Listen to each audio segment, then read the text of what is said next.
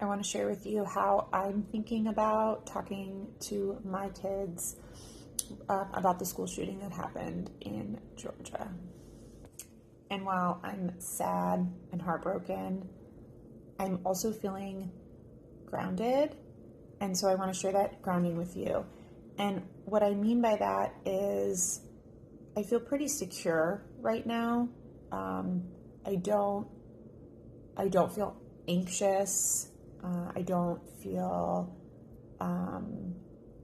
terrified or worried. I feel a sadness and a grief, but I feel ready to have a conversation with my kids. And so what I've done to get to that place is really check in on how different activities this morning are affecting my energy.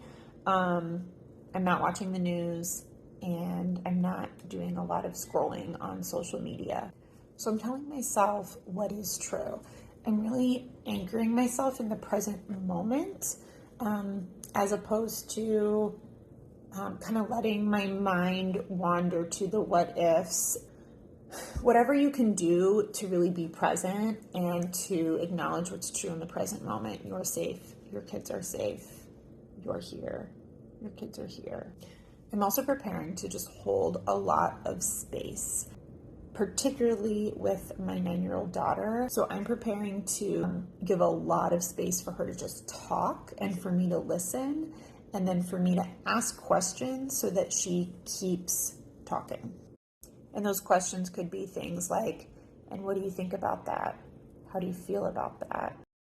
And then the last thing I'm preparing for is my contribution, right? My co-regulation, my guidance, my comfort, my perspective, and the things that I'm thinking about. I'm looking at notes, letting my daughter know, like, it makes sense that you feel that way.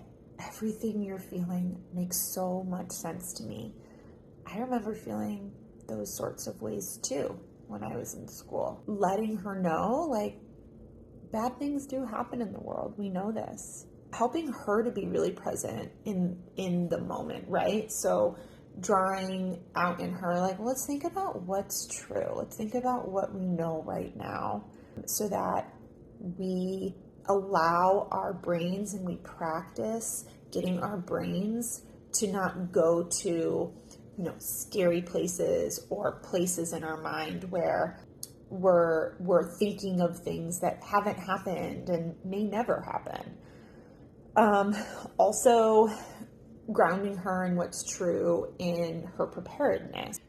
Something I tell my kids a lot is that we can't control what other people think, say, or do.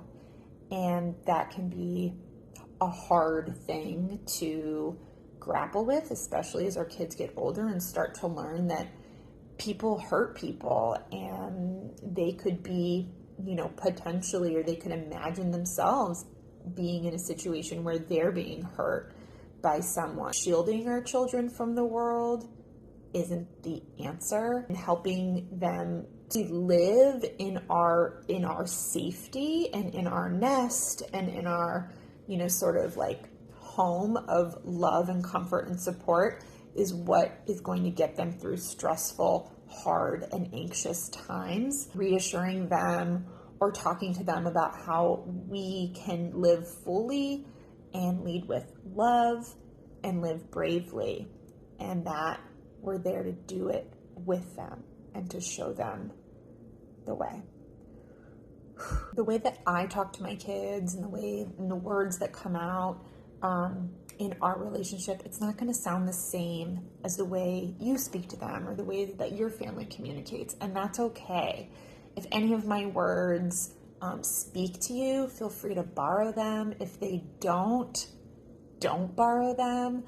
My sincere hope and the goal of sharing this with you is to share, again, like, my grounded presence so that you have and can work to find access to that as you navigate the rest of the day and navigate conversations with your children. Sending you so much love.